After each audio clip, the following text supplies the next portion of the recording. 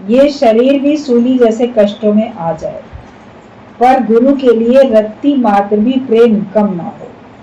गुरु के लिए प्रेम होता है, उस प्रेम में हम रोज रोज खिंचे खिंचे सत्संग में आते हैं। फिर कभी क्या होता है कि सत्संग में आने के बाद आप महसूस करते हो कि आपका ये नुकसान हो गया।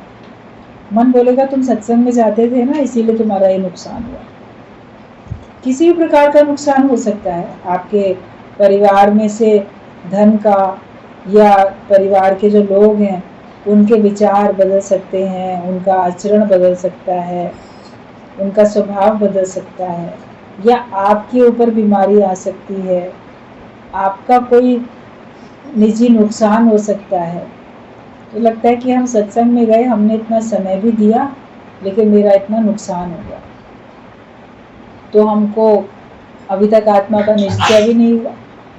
कभी मन ये भी सोचता है कि हमको तो आत्मा का निश्चय भी नहीं हुआ अभी तक। तो दूसरों को हो गया आत्मा का निश्चय, तुमको नहीं हुआ, तुम बोलोगे हमारा बड़ा नुकसान हो गया।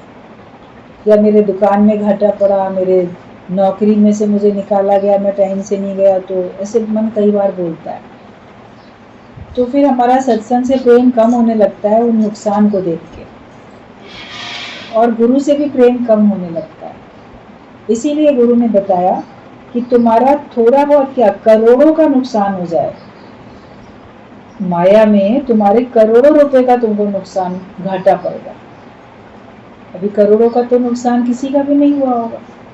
आप लोग अभी करोड़पति बने ही नहीं हो। बहुत सारे लोग तो गिने चुने होंगे जिनके पास करोड़ों की संपत्ति होगी, या प्रॉपर्टी हो सकती है, जमीन आपके, खेती, जमीन, आपका मकान, उन सब की वैल्यू करोड़ों की हो सकती है। आपके पास कैश नहीं होंगे करोड़ों, लेकिन उन सारे करोड़ों का भी अगर नुकसान हो जाए, मान लो किसी भी कारण से, और ये तुम्हारा शरीर भी सूली जैसे कष्टों में आ जाए, मतलब वो तो नुकसान हो गया, और तुम्हारा शरीर भी जैसे तुमको किसी ने सूली पे लटका दिया हो, पूरे शरीर में कील ठोक के तुमको लटका दिया, क्राइस्ट की तरह सूली पे चढ़ा दिया। इतना भी कष्ट मान लो शरीर पे आ जाए, तो भी गुरु के लिए रत्ती मात्र भी प्रेम कम ना हो। आप बोलोगे गुरु के पास जाने से हमको ये नुकसान पड़ा, लेकिन इतना बड़ा भारी नुकसान तो नहीं पड़ा ना जितना बताया गया है। शरीर भी कष्ट में मान लो आया, सर दर्द, पेट दर्द, बुखार, बीमारी, ये वो। कभी ऐसी बीमारियां होती हैं जो ठीक हो जाती हैं, कभी ऐसी बीमारी होती है जो ठीक नहीं होती है, वो आपके शरीर को लेकर ही जाती है। तो कुछ भी हो जाए, हमारा गुरु से प्रेम कम नहीं होना चाहिए, क्योंकि गुरु ने हमको वो ज्ञान दिया जो हमको कहीं से नहीं प्राप्त हो सकता, कहीं से हमको नहीं मिल सकता। और उस ज्ञान के कारण, उस ज्ञान की बदौलत हम उस करोड़ों के नुकसान को भी सह पाते हैं, और सूली जैसे शरीर के कष्ट को भी हम सह पाते हैं। ना ज्ञान हो तो आप सह नहीं सकते। आपके शरीर में पीड़ा है, आपके परिवार वालों के शरीर में पीड़ा है, जिनसे प्रेम है परिवार वालों से, उनका शरीर अगर बीमार है, कष्ट में है, वेंटिलेटर पे है, कहीं है, तो मन में तो हर पल प्रार्थना चलती है, भगवान ये ठीक होके आ जाए। हर एक कोई चाहता है वह ठीक होके आ जाए, लेकिन ठीक होके आने के बाद आखिरकार कभी ना कभी तो जाएगा, ऐसा तो नहीं है कि नहीं जाएगा। तो जब भगवान को उसको लेना होगा लेगा, जब नहीं लेना होगा तो नहीं लेगा। अगर भगवान को वापस भेजना होगा तो वापस भेजेगा ठीक करके, नहीं अपने पास बुलाना होगा तो अपने पास बुलाएगा। बीमार जब कोई लेटा पड़ा है तो भगवान को याद कर रहा है हॉस्पिटल में, घर वाले तो टाइम से देखने जाएंगे, मिलने का समय इतना है, उसके बाद तो वो घर वालों से मिलता भी नहीं है पेशेंट, तो लेटे लेटे वो भगवान को ही तो याद करता है, चाहे वो अपने लालच से याद करता है, स्वार्थ से याद करता है, लेकिन याद तो भगवान को वो भी कर रहा है। भगवान मुझे ठीक कर दो, भगवान मुझे ठीक कर दो, इतना भी मान लो वो पेशेंट भी तो सोचता है। पेशेंट के घर वाले अगर सोचते हैं तो पेशेंट भी तो सोचता है मुझे भगवान ठीक कर दे। तो बीमारी में वो भगवान को याद तो कर रहा है, कम से कम शुक्र मनाओ। वैसे तो फुर्सत ही नहीं होती है, ईश्वर का मनन चिंतन करने की, याद करने की फुर्सत ही नहीं होती है। ऐसे कम से कम उसको फुर्सत मिली। और तुम जो हो तीमारदार उसके, जो उसके देखने वाले हो, तुम भी भगवान को याद कर रहे हो इतना, भगवान इसको ठीक कर दो, भगवान इसको ठीक। तुम भी तो श्वास श्वास से भगवान को याद कर रहे हो, चाहे स्वार्थ से याद करते हो। किसी भी कारण से भगवान को रीझ के भजो चाहे खींच के भजो, लेकिन भगवान को तुम चाहे स्वार्थ से भजो चाहे निस्वार्थ भाव से भजो, कम से कम हो तो भगवान के ध्यान में। इस बहाने भगवान की पूजा पाठ, जब तो मनन चिंतन कुछ तो कर ही रहे हो ना। और तुम्हें समझ में आ रहा है कि अब एक सहारा भगवान का ही है, अब किसी और का सहारा नहीं है। गुरु ने पहले ही कहा नहीं लेना किसी और का सहारा, सहारा प्रभु तेरा चाहिए। बस भगवान प्रभु तेरे ही सहारा चाहिए मुझे। ज्ञानी पहले से ही भगवान का सहारा लेके बैठा है और वो जानता है कि भगवान जो करते हैं अच्छा करते हैं। मानव तो परिवर्तन से काहे को डरता है, ईश्वर जो भी करता है अच्छा ही करता है। भगवान अच्छा ही करते हैं।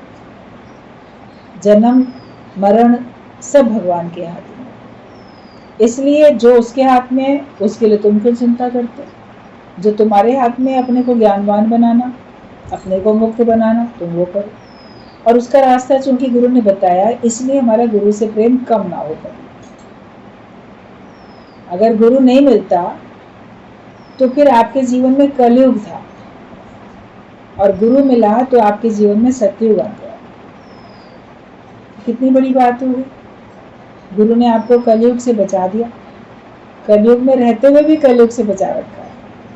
सब अपने को सत्य में स्थित रखते हैं, सत्य में रहते हैं, सत्य की भावना में रहते हैं। तुम्हारे लिए सतयुग है ना ये, औरों के लिए होगा कलयुग, तुम्हारे लिए तो सतयुग है, क्योंकि तुम्हारे हृदय में सत्य है, तुम्हारे हृदय में विश्वास है, शांति है, श्रद्धा है, भक्ति है। तुम्हारे हृदय में तो बहुत कुछ है, ज्ञान है, भगवान है। तो तुम्हारा जीवन जितना सुंदर है, आनंद में रहते हो, शांति में रहते हो, तृप्ति में रहते हो, संतुष्टि में रहते हो, भरपूरता में रहते हो, ऐसा जीवन दुनिया में है किसी का? जिनके पास करोड़ों रुपए हैं उनके पास भी ऐसा जीवन नहीं है जैसा तुम लोग के पास है। गुरु की कृपा से, उसके द्वारा जो ब्रह्म ज्ञान मिला, उस ब्रह्म ज्ञान को जो आपने अपने जीवन में उतारा, तो सारे दुखों से तो छूट गए, सर्व दुखों की निवृत्ति और परम आनंद की प्राप्ति, ये है मुक्ति। और ये गुरु ने संभव करके दिखाया।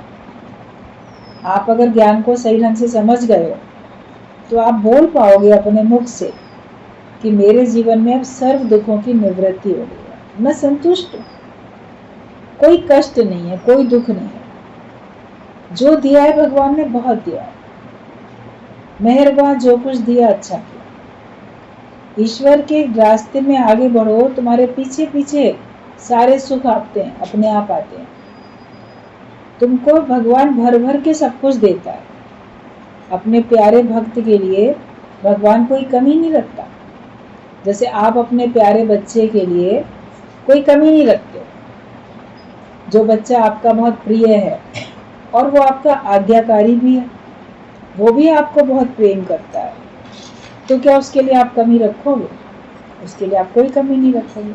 तो जब हम भगवान की आज्ञा में चलने वाले भगवान के बच्चे हैं, शास्त्रों के, ग्रंथों के माध्यम से जो जीवन भगवान ने कहा कि ऐसा सबको बनाना चाहिए, वैसा ही तो बन गया सबका सत्संग में आने के बाद।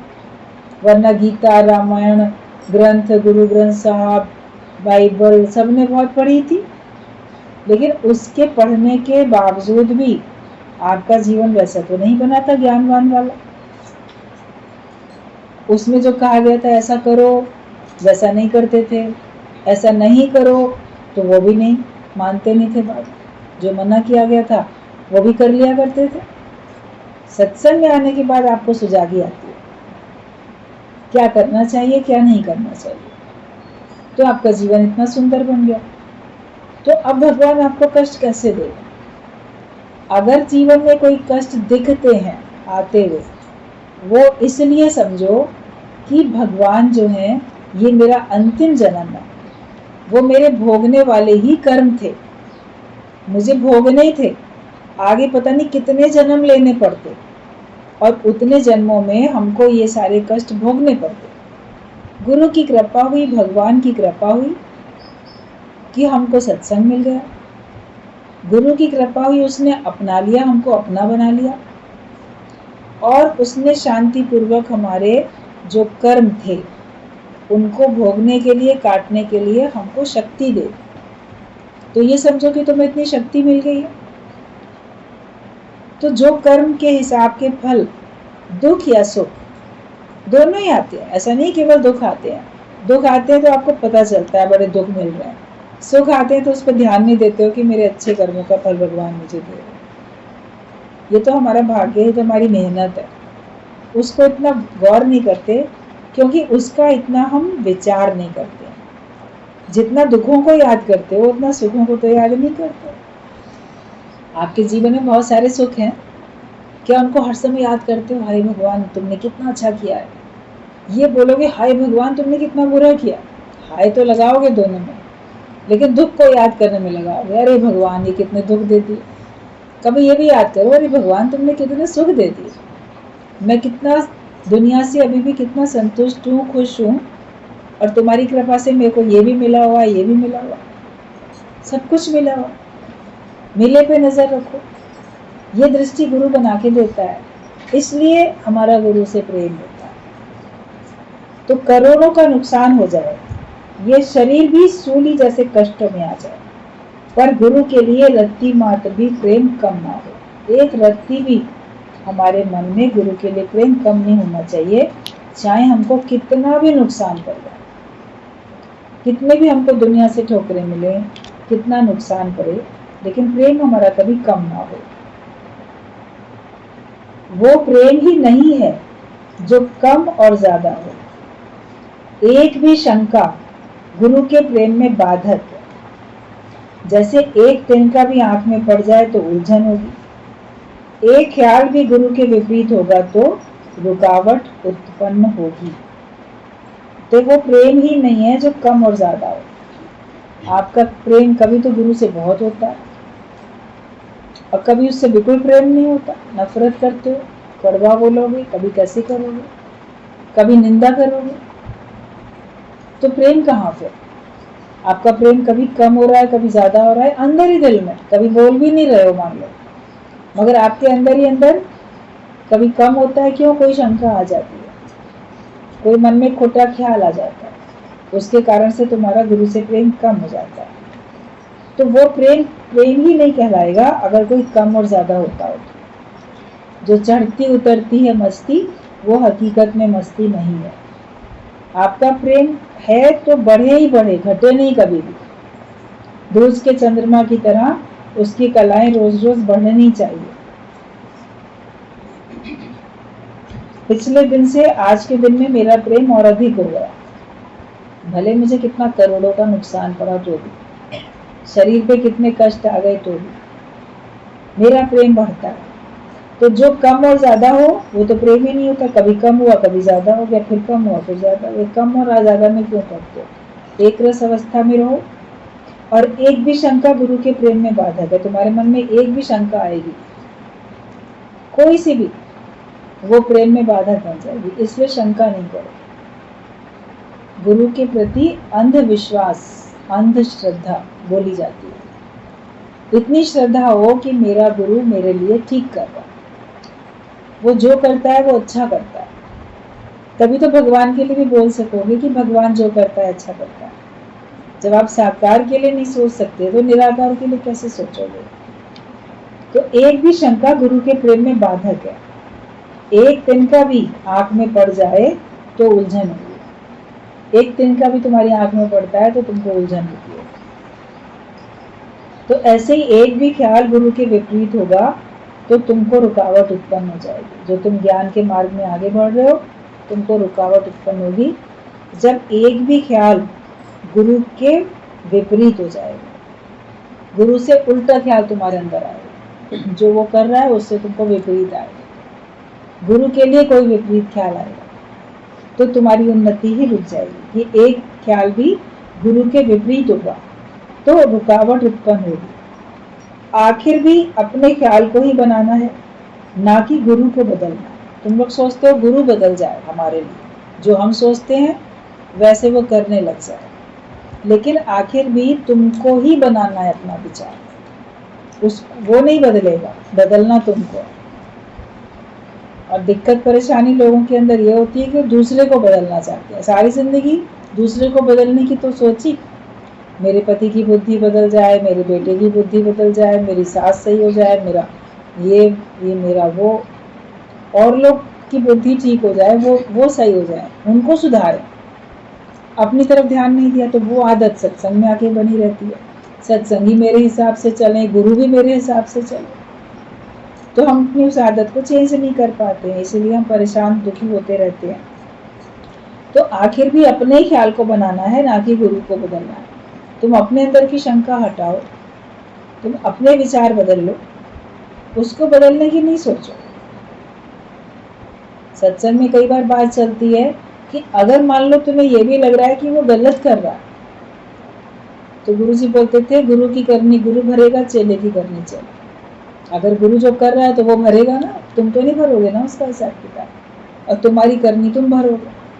तुम अगर किसी के लिए विपरीत सोचते हो, गुरु के लिए, ब्रह्मज्ञानी का निंदक, तो माँ कितना कितना पाप बताए गए, पढ़ के देखो पूरी, एक एक लाइन में कितनी कितनी बातें लिखी हैं कि जो शंका रखता है, निंदा करता है, वो उसका कितना भारी नुकसान होता है, वो कितना पाप इकट्ठा करता है। तो हम अपने ख्याल बदल लें। जब तक अपने विचार नहीं बदलोगे तब तक तुम्हारे को सुख शांति मिलने वाली नहीं है। तुम्हारे विचार तुमको दुखी करते रहेंगे, तुम्हारे विचार तुमको अशांत करेंगे। तो आखिर भी अपने ख्याल को ही बनाना है, ना कि गुरु को बदलना। तो गुरु को बदलने की इच्छा जो है तुम्हारी, इसको छोड़ दो। तुम्हारा मन कहेगा कि गुरु अपनी भूल स्वीकारे तो अच्छा होगा, मैं तो 16 आने से ही। गुरु को भी बोलोगे यहाँ गुरु गलत है, गुरु को अपनी भूल स्वीकारनी चाहिए, वो मेरे से बोले कि हाँ मेरे से गलती हो गई है, ये तुम्हारा मन चाहता है कि गुरु तुमसे कहे। तुम्हारा मन कहेगा कि गुरु अपनी भूल स्वीकारे तो अच्छा होगा, और मैं तो 16 आने से, अपने को राइट समझोगे, हम तो 16 आने से ही हैं, बिल्कुल हम तो गलत है ही नहीं, गलत तो इस जगह पे गुरु है, उसको ऐसा नहीं करना चाहिए था। तो ये तुम्हारा मन है जो इतना विपरीत सोचता है। दूसरों को तो छोड़ो, पर गुरु को भी तुम झुकाना चाहते हो।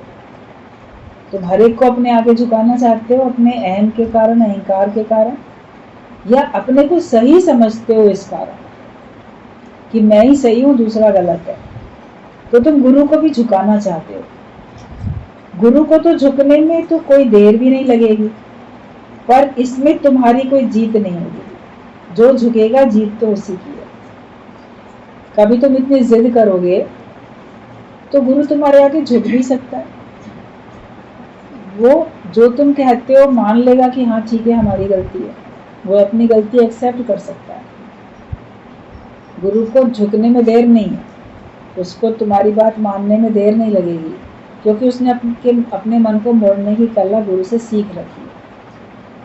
वो एक छोटे बच्चे के आगे भी झुक सकता है, वो अज्ञानी के आगे भी झुक सकता है, वो नम्रता जानता है करना।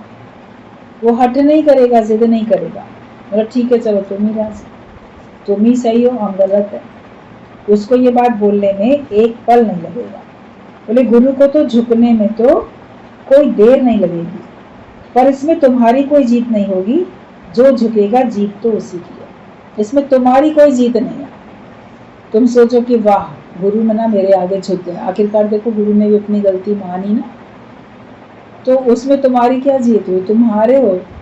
तुम समझते हो कि तुम जीत गए, लेकिन वास्तव में तुम हारे हो। जीत वो गया जिसने झुका लिया अपने आप। जो झुका जीत तो उसी की।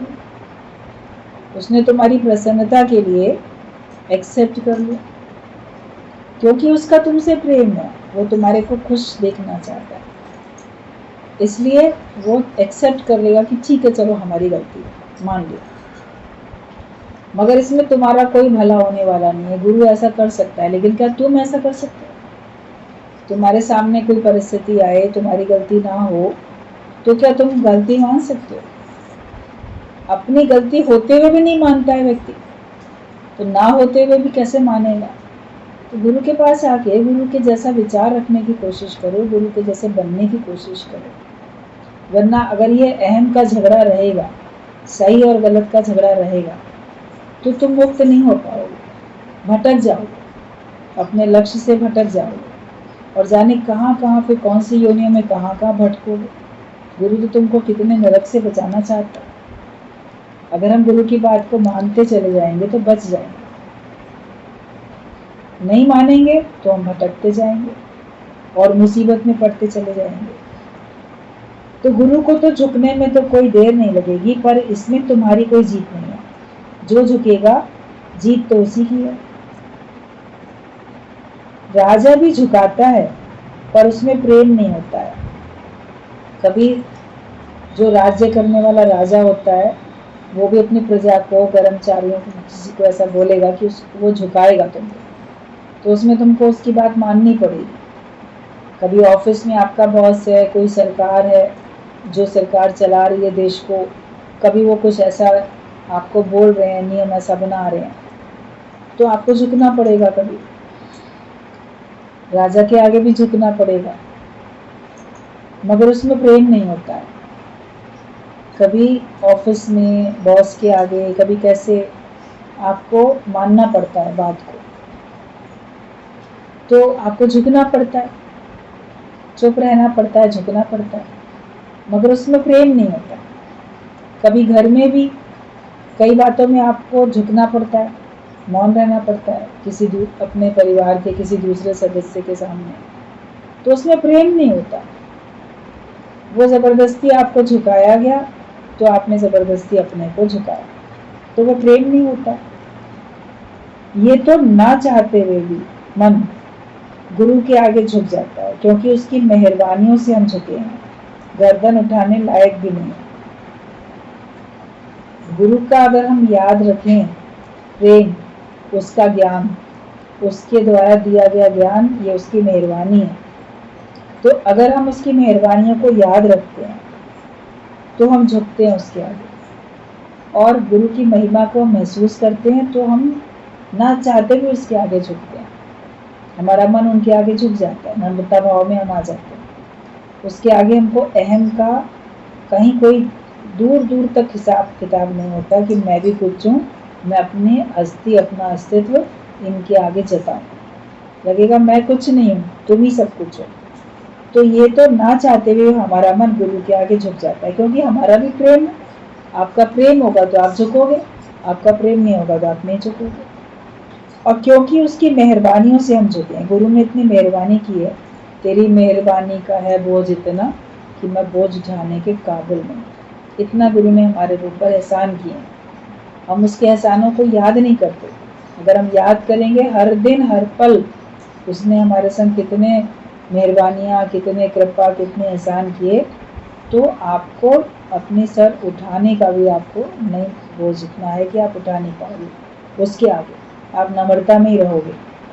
मेहरबानियों को भूलते हैं तो फिर हम अहंकार करते हैं कि उसकी मेहरबानियों से हम झुके हैं, गर्दन उठाने लायक भी नहीं है, इसलिए दूसरा कोई चारा उपाय भी नहीं है। गुरु के आगे झुकने के सिवाय तुम्हारे पास कोई दूसरा चारा भी नहीं। नहीं झुको तो आप माया में जाओ। आप गुरु के नहीं मानते, गुरु की बात को नहीं मानते, तो आपकी मर्जी है। नहीं मानोगे तो ना मानने से सहोगे अनेक संताप। मानोगे तो आपको खुशी मिलेगी, नहीं मानोगे तो दुख में भी तो तुम ही आओगे ना, मन को कष्ट भी तो तुम्हारा ही होगा। और जो अभी गुरु जी दृष्टांत बता रहे थे, गोदड़ी वाला, संत के पास थी एक पूरी गुदड़ी, तो उसको अपने कंधे पे डाल के चलता था। कभी उसको अपने सर पे ऐसे ओढ़ ले, छाता बन जाए, धूप से बचे, ठंड से बचने के लिए शॉल की तरह ओढ़ ले, बिछा के उस पर बैठ जाए, लेट जाए।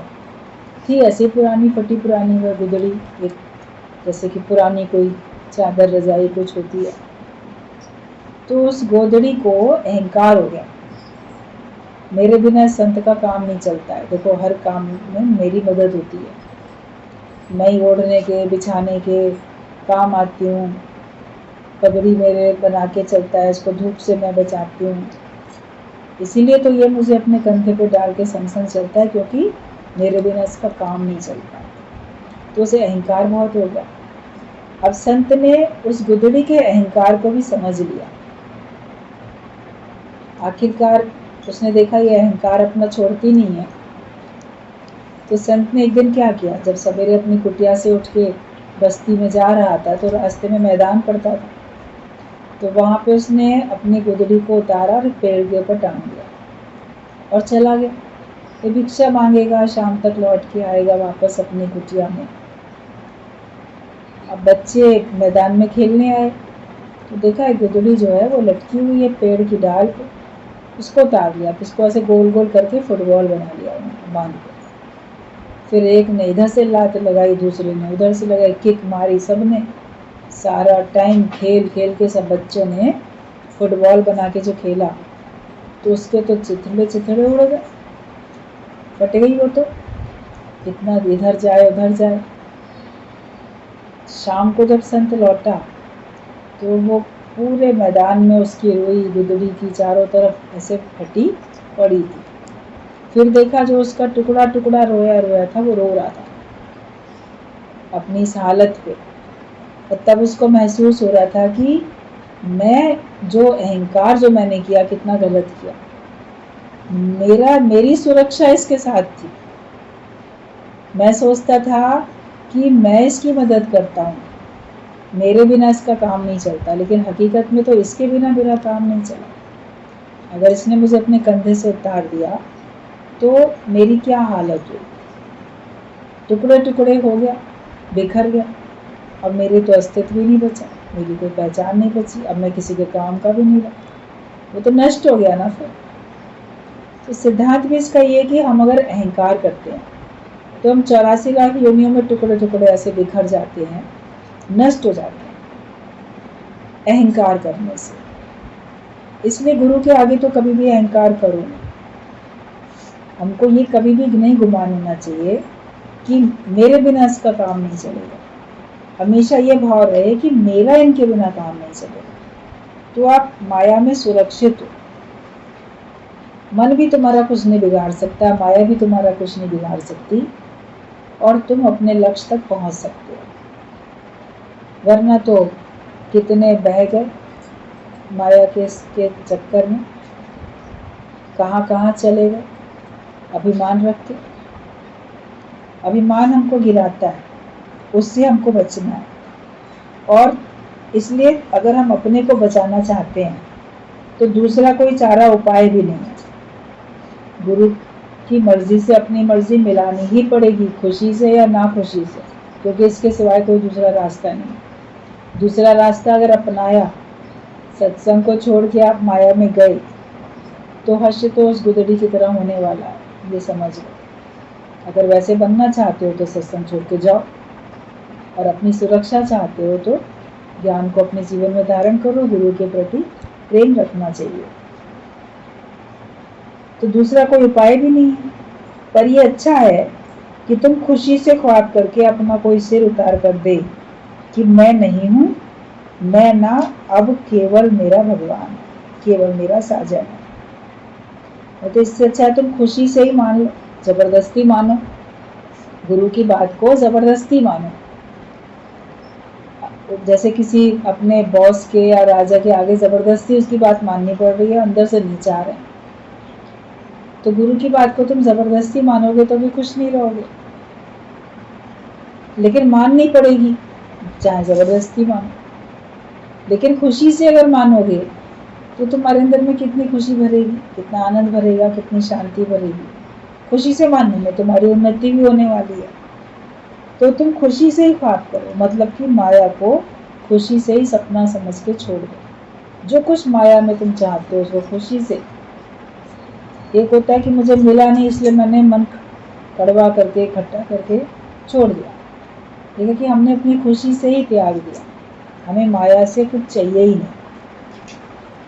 तो अब अपना शीश उतार के कोई खुशी से दे दे कि मैं हूं ही नहीं, और मैं नहीं हूं, मैं ना, अब केवल मेरा भगवान है, मेरा साजन है। तुम समझते हो कि हमारा भगवान फलाने शहर में है, पुकारते हो कि बॉम्बे वासी आओ, द्रौपदी की तरह पुकारना अज्ञान है।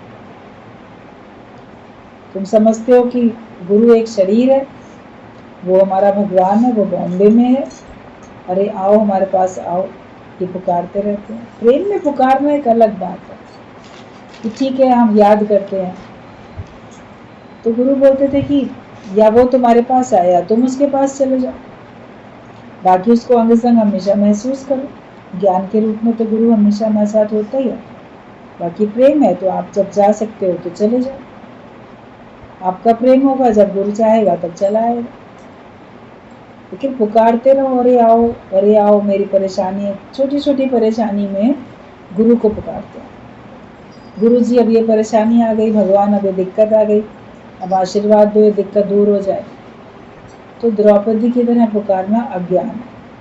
अपनी मुसीबत को दूर करने के लिए तुम गुरु को पुकारते हो तो ये अज्ञान है।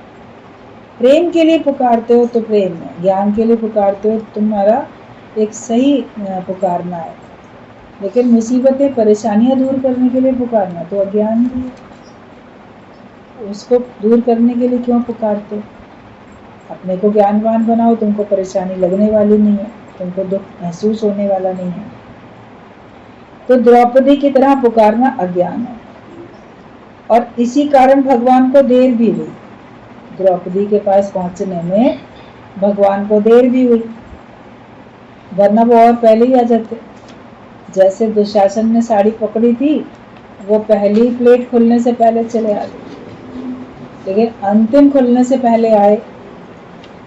भगवान को जो उतनी सी देर लगी क्योंकि वो पुकार रही थी दूर समझ के, मथुरा वासी आओ, वृंदावन वासी आओ, तो द्वारिका वासी आओ, तो इधर से आओ, तो उधर से आओ। तो जहाँ वो बोले भगवान पहले वहां जाए, वहां से आना शुरू करे। इसने कहा वृंदावन वासी, तो पहले वृंदावन गया, वहां से आना शुरू करा। अभी गोकुल वासी, तो उसको वापस गोकुल जाना पड़ा। मथुरा वासी, तो फिर उसको मथुरा जाना पड़ा। द्वारिका, तो द्वारिका जाना पड़ा, फिर आना पड़ा, तो टाइम लगा ना। लास्ट में जब उसने बोला घट घट वासी, तो भगवान उसी से प्रकट हो कि भगवान तो घट घट में विद्यमान है, दूर होते ही नहीं है। तो द्रौपदी की तरह पुकारना अज्ञान है, इसी कारण देर हुई। पर जब घट घट वासी समझो तो अभी का अभी भगवान हाजिर। इसलिए भगवान को हर समय अपने साथ समझो। भगवान किसी का कभी भी साथ छोड़ते नहीं है, और हमारा सच्चा रिश्ता नाता भगवान से ही है, निराकार से ही है, और बाकी साकार रूप सब उसके हैं।